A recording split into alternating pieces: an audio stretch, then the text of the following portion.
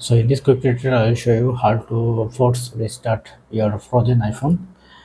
This is my iPhone 15 Pro, so I can do it with this phone.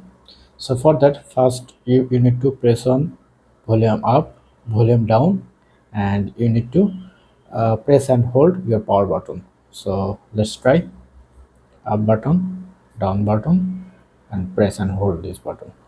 You will see slide to power up, but I am keeping to hold this button and wait a couple of seconds. It's restarting. So wait until to see this Apple icon. Let's see what happened.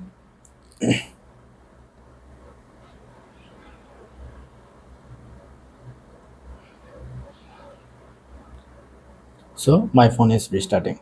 No erase data, so don't worry. So this is how you can easily restart your frozen iPhone. So hope you enjoy. Please thumbs up and do subscribe if you like. And if you have any question, feel free to ask in comment section below. Have a good day. Thank you.